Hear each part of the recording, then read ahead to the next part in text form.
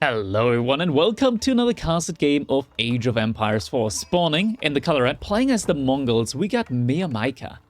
On the other side, playing in the color blue, playing as the Abbasid dynasty, we got MSN DK. So two very high level players facing off here on Hill and Dale, and this is not just any old ladder game.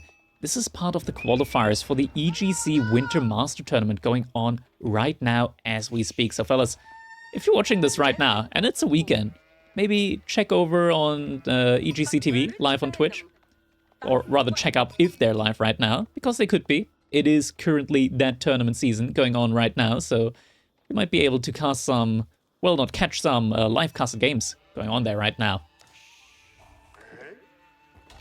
We've got two very high-level players playing off against each other here. So Mia currently sitting at rank 23 on the ladder. MSN sitting around roughly rank 100, but on a good day, definitely capable of being within the top 50 on the world leaderboard. So definitely two very skilled players facing off against each other here. I said on the Abbasid as well, definitely more of a comfort pick for him. He is very familiar with the Abbasid and their variant civilization, the Ayubids. It's a pretty good map for him as well. Hill and Dale, a very defensive map for a civilization like the Abbasid, which are just really infamous for their like kind of 2, 3, even 4 TC eco-wing boom at the moment. This map is as ideal as it gets for him. On the other side, the Mongols, they've kind of fallen off a little bit overall when it comes to their performance. They're usually more of a disrupting civilization.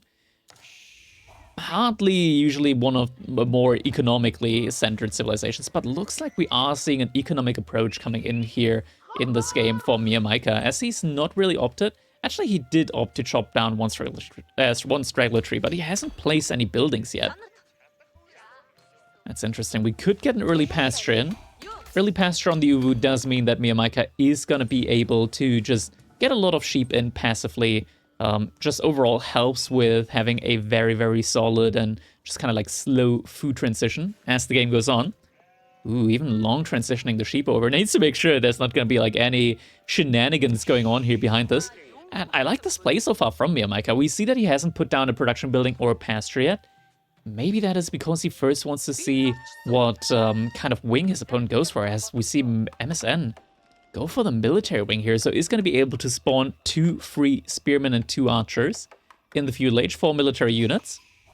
That's a lot of value that you get immediately. And if Mia spots this, he might decide to maybe go for his own quick archer range as soon as he hits his own feudal age. That could be the case here. Sheep now making their way over to the TC. Mia still finding a couple more sheep here and there. Looks like he's not finding that one towards the bottom side though. Definitely an interesting start here. Not the way that we usually see Mongols play. By the way, guys, if you're enjoying all of these casted games, make sure that you do leave a like on this video. It does go a long way, as it does help out with traction here on YouTube. It does support me in that way. So if you do enjoy these casted games, definitely make sure that you maybe check that out. Maybe leave a like. Maybe even consider subscribing to the channel if you haven't already. MSN able to snipe down one of the sheep here. Now sending his villagers out to the corner. That's interesting, considering that he's not going for a trade wing of his own. So if he goes to put a market down, he's not going to immediately get like any of these main benefits that the Abbasid do get. Then again, it did get shifted around anyways. Usually, like, it used to be that Grand Bazaar was available in the feudal age. Now it's only available in the castle age. And we do see the market getting built. Granted, Abbasid traders are still really effective overall, as they only cost 40 wood and 40 gold. They're incredibly cheap. Check that out. 40 wood, 40 gold, 30 seconds to produce. Usually that's 60. 60 wood and 60 gold. So you save a lot of resources here overall. You save 80 resources per minute if you just constantly produce out of one of these markets. On the other hand side, Silver Tree also does get a nice discount. So 60 wood, 36 gold. Still, you don't save as many resources when it comes to, like, at least when you compare it to the Abbasid here. I do see production building stable coming in. MSN, he's trying to go for a battering ram. But if we get like 2 batches of double produced caches, they should be able to deal with this relatively efficiently even as MSN already put up a barracks and is now pumping out more spearmen. So he does have the direct counter to this. Doesn't know about this ram going up yet. MSN has a lot of his own vision, and we do see double sheep getting snagged here. Spearmen also coming out. That's getting spotted at the very least. First couple of Keshiks now coming out. Doesn't quite have enough yet for a next batch of double produced.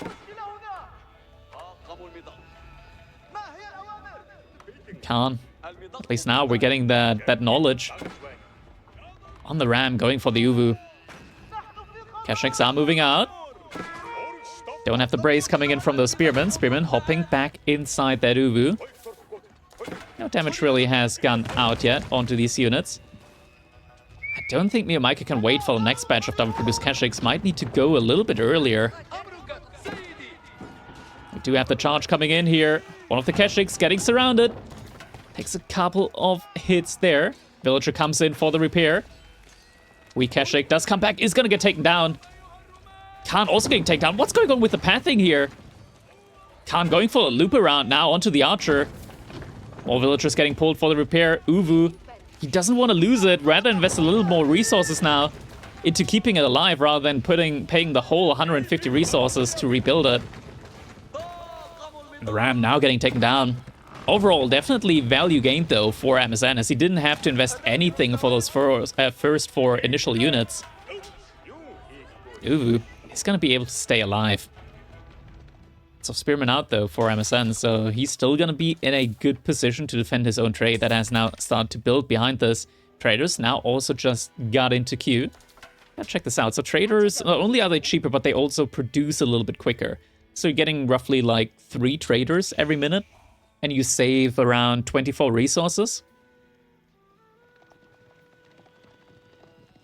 It's pretty similar to the amount of resource that you save from the market, from the Abbasid. Saving roughly like 72 resources a minute here. Comparing that though to 80 resources per minute. It's kind of crazy that this landmark isn't as good as just any default 100 wood market for the Abbasid. That's kind of wild. I think this bonus can be kind of wild. Trader though, gets spotted out.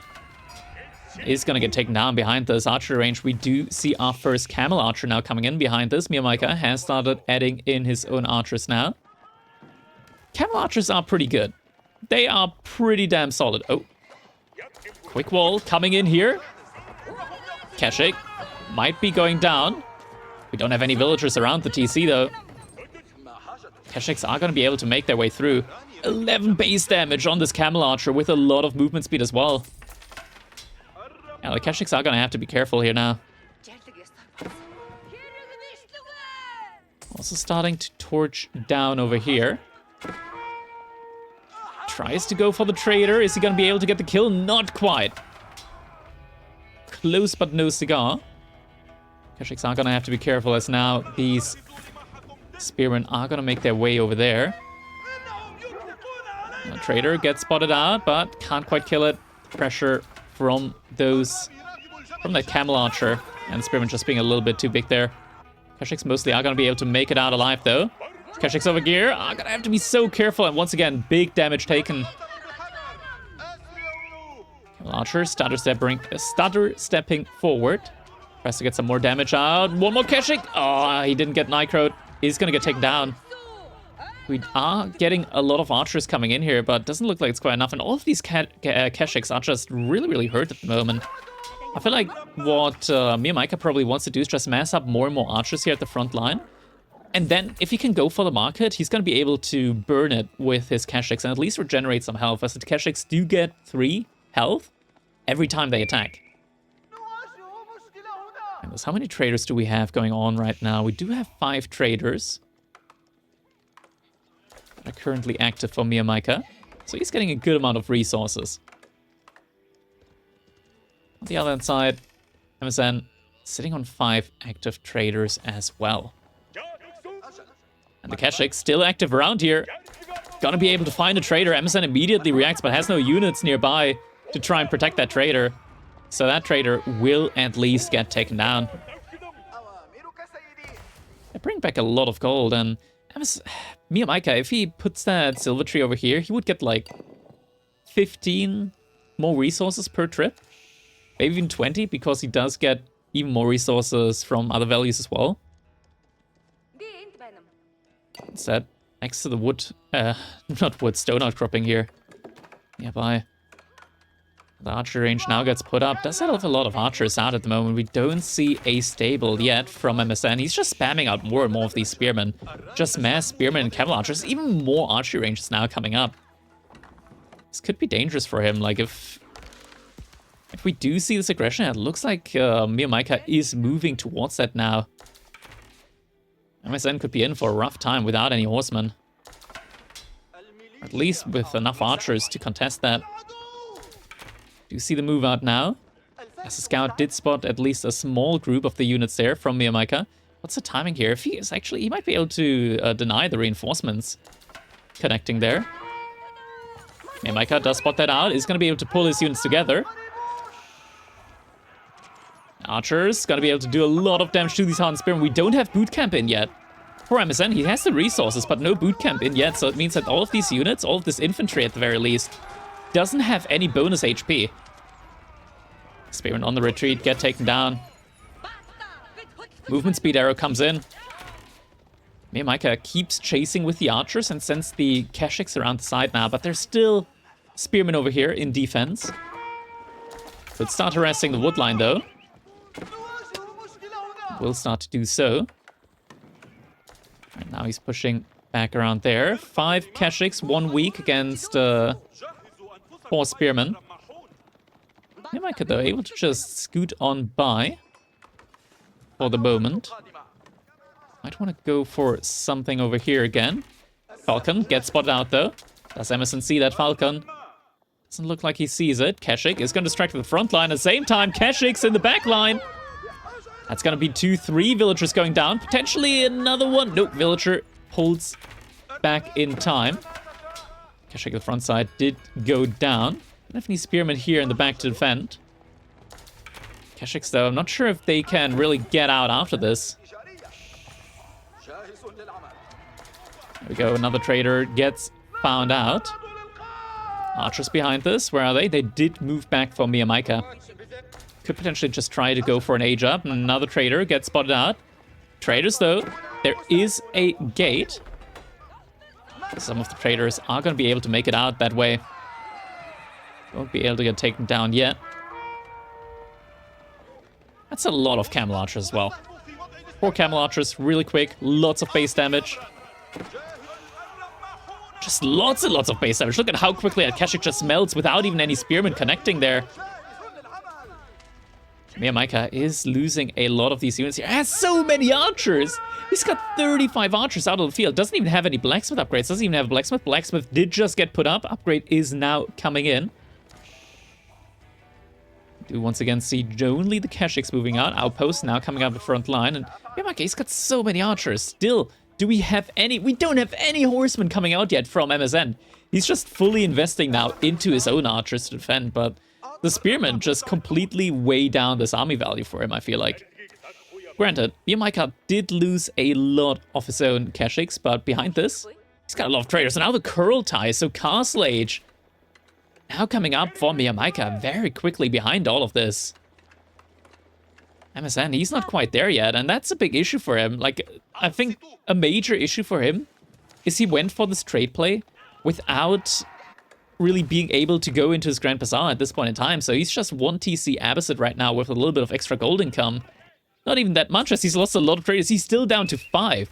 Meanwhile, we're up to 13 traders for Miyamaika. Some Kashyyyks getting caught out here. We'll need to be careful. Right now, Miyamaika just positioning himself to make sure that his trade will stay protected. Krill try, more villagers are moving over towards that. Wants to get it up as soon as possible. Has enough resource to immediately be able to click that veterancy upgrade.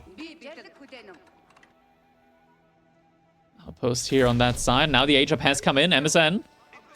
What's his reaction gonna be? Is he gonna move? He's gonna move to the base. Oh no, he's gonna move to the base. Miyamaika doesn't know about this yet though. Ideally, MSN shuts down the trade over here with this infantry flood, but if he fights underneath the Kurultai, he's gonna have some trouble. Spots the Kurultai, is gonna back away for it now. We don't have... Or do we? Do we have? We don't have superior mobility yet, so the Kurultai is gonna be really, really slow.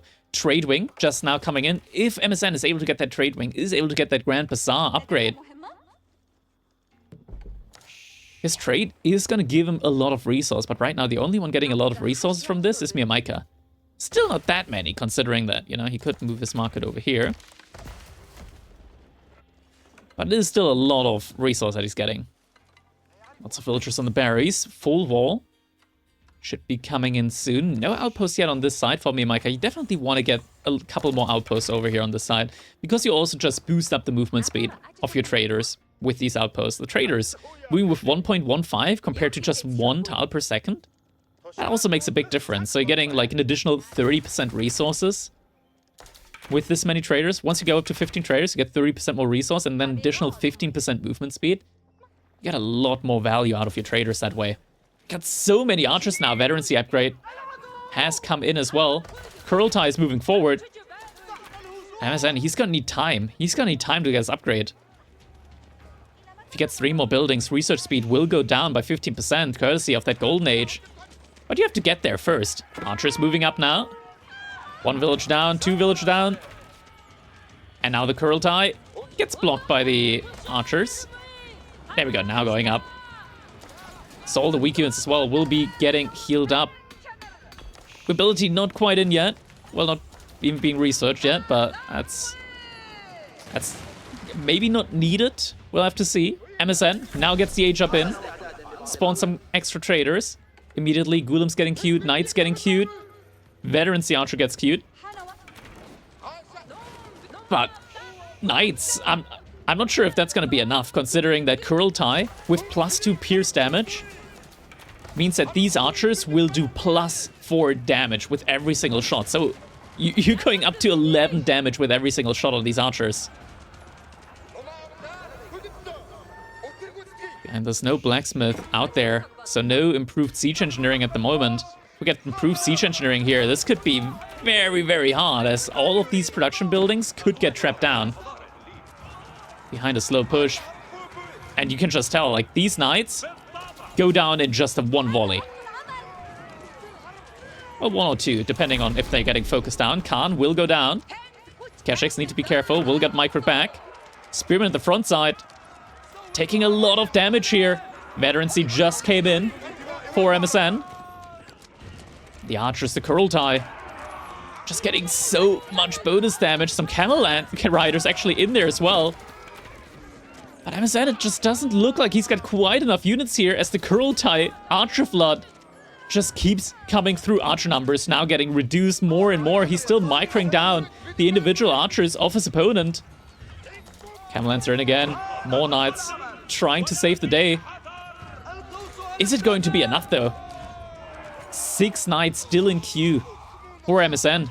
No +2 pierce armor though, and without that, granted, Kurultai right now, it's moving through. So while that's the case, the archers don't get much bonus damage anymore, but it's still just so many archers. Villagers going down. He's going on to the trade. Once he reaches the trade, it has to be over, right? It has to be. There's just no way to come back at this one. MSN has to call the GG here. Well played by Miyamaika. Able to win with the Mongols up against the Abbasid on Hill and Dale. Fellas, I hope you guys enjoyed this castle game. If you did, make sure you leave a like on the video. It does really go a long way. Helps with the traction and whatnot. Also, do make sure to check out EGCTV. This was a game from their live qualifiers going on right now for the Master Winter Series. Hope you guys enjoyed it. If you did, thank you so much for watching. I hope I see you all in the next one. Have a good one.